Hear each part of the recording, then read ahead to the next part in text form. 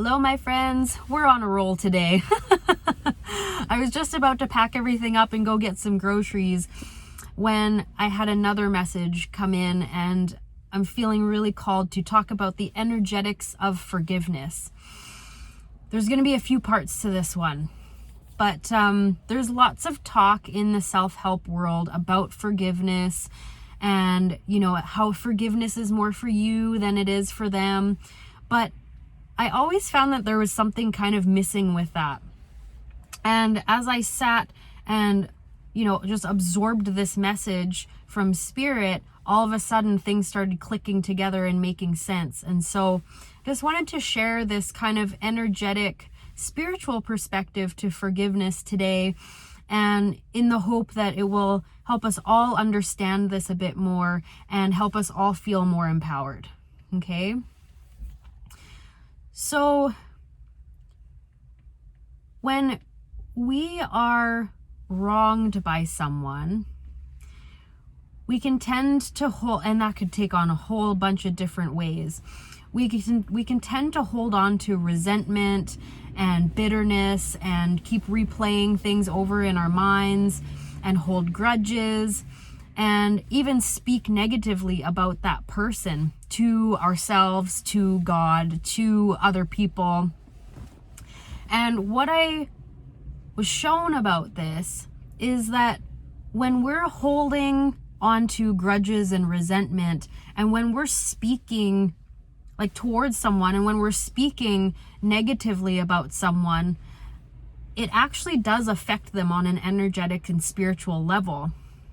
But it also holds us hostage in that energy.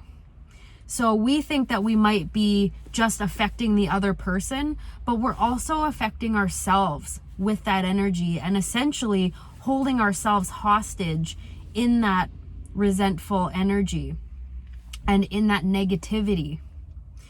So forgiveness, like the cliche says, forgiveness is more for you than it is for the other person. But really what it is just deciding for yourself that you don't want to feel this way anymore. Can you feel the relief in that? You are making an empowered choice for yourself to not feel this way anymore, to not hold yourself hostage in this energy, and to not continue to hold that kind of hostile vibration inside of yourself. Because if you're stuck in that kind of an energy, you're not going to really be able to make positive forward progress in your life, because there's as much of you as moving forward on your path and on your journey, there's still going to be this part of you that's stuck back here in the past and in the resentment and in the negativity. So you might make some forward movement, but then you'll be slingshotted back to here because this is where some of your energy is still living. Does that make sense? So in order to break free from that bondage and to really move forward and to feel better, we've got to forgive. Now, forgiveness does not mean that we condone the other person's behavior. Let's get that straight right now. You do not have to be okay with the way that you were mistreated. You don't have to just act like it never happened and forget and, move on.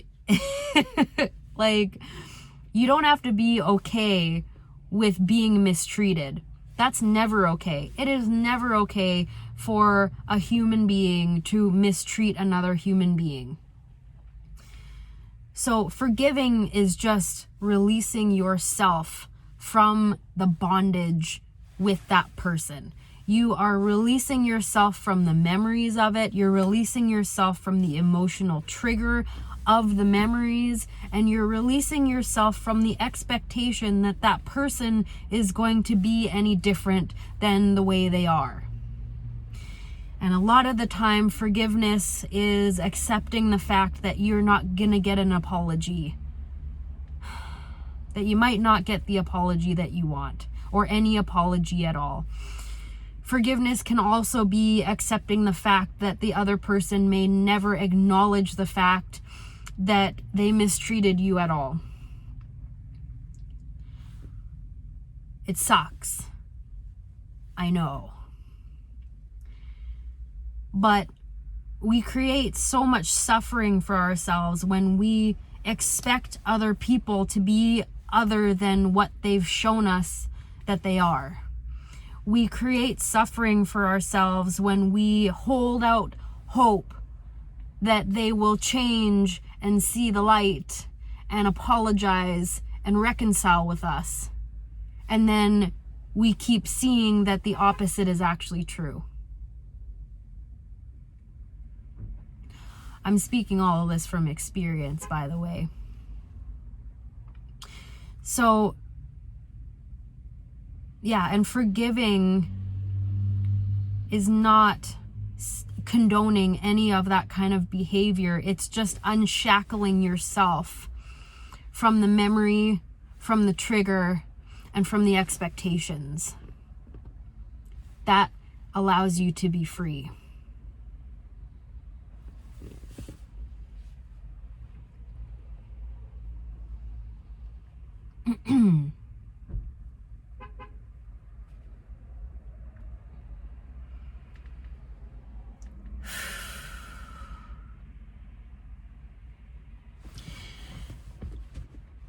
And in order to forgive, you don't necessarily even have to have a conversation with the person. You can, in your meditation, meet their higher self, and have the conversation that you need to have with that person in your mind. Allow everything that you need to say to come up and to be said in your meditation, in your mind's eye. And imagine yourself having this beautiful exchange with the other person, and imagine them being open to hearing your perspective. Imagine them apologizing for what happened. Imagine whatever you need. Create this scenario in your mind and in your meditation for whatever you need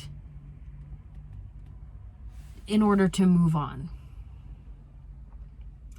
Because that is how you take your power back. That is how you consciously choose to end it. Give yourself closure. Excuse me. And then you can move on. Right? Excuse me again.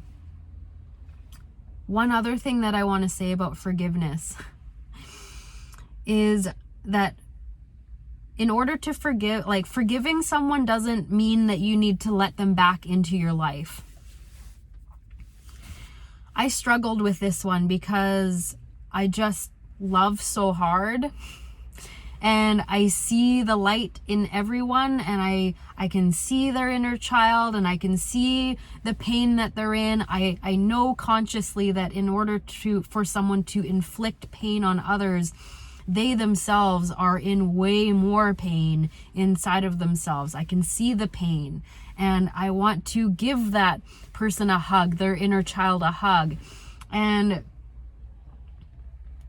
But you gotta really sit and think about this, and think about it. Ask yourself the question, is allowing this person back into my life going to benefit me? Is this actually a healthy decision?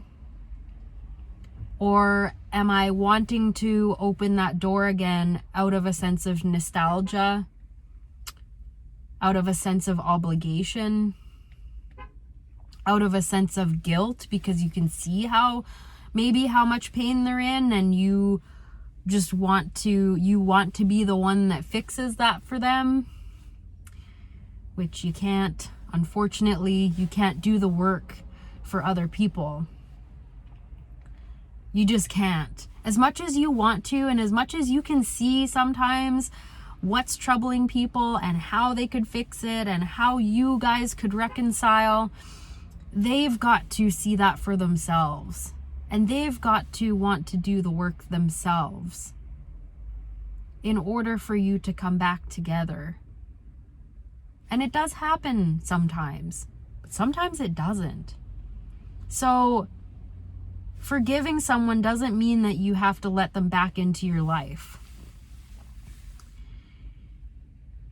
And if you're feeling like you want to let them back into your life, ask yourself why. What's the reasoning behind that? Is it because I genuinely want them back in my life and I genuinely want to work on this with them, and they genuinely want to work on this with me, and we're going to come together and have healthy communication about it and really work things out and figure out how we can, reconcile and move forward? Or are you feeling like you want to invite them back in out of a sense of obligation, or out of a sense of nostalgia, or out of a sense of fear of the unknown, of what life will be like without this person in your life? That's a real thing that people face, is the fear of what their life will be like without this other person, because sometimes it's someone who's been in your life for a lot of years, and you've grown this attachment, and that can be hard to break. But take a look at what that person is showing you about where they're at and the kind of relationship that they are capable of. Do your best to remove the emotion out of the situation and just observe the other person and how they are presenting themselves right now. Is that type of relating okay with you? If it is, by all means, open the door. If it isn't, then maybe explore some time apart. Maybe explore not talking to them. At the end of the day, this whole process is up to you, and up to you taking care of you. So it's releasing yourself from the memory, from the emotional trigger, and from the expectation that that other person is going to be any different than they are. And it doesn't mean that you have to let them back into your life. Forgiveness is deciding in an act of self-love that you don't want to feel that way anymore. And it doesn't mean that you condone any of the behavior that's happened and any of the mistreatment. It just means that you're putting yourself first. And that you just want to feel good.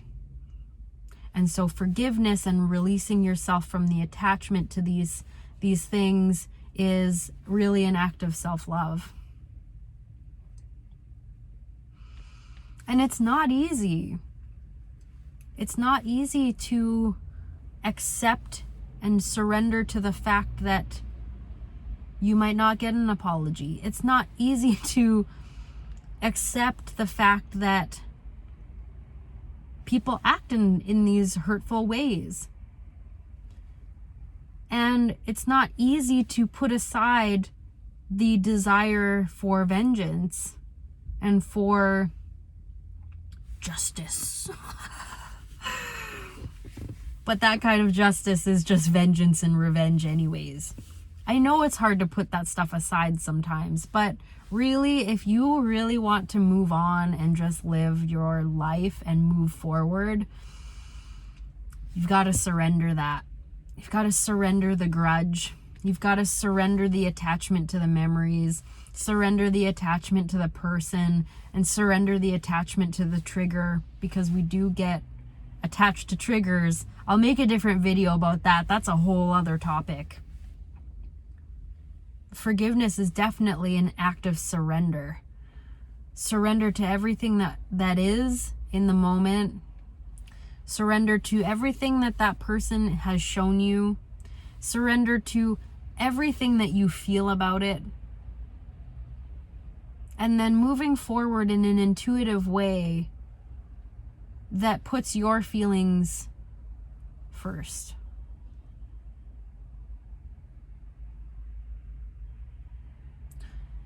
Whew. Anyways, let me know what you think about that in the comments down below. And was there something else? No. Okay. I know that was a lot of information and it was a little bit of a heavy one, but it felt really important to have this conversation. So if you want to add anything to this conversation, let me know in the comments down below. I'll put my email address down below too if you want to talk anything through. And for now, I'm just going to send you a bunch of love again. And I'll talk to you guys soon, okay? Lots of love.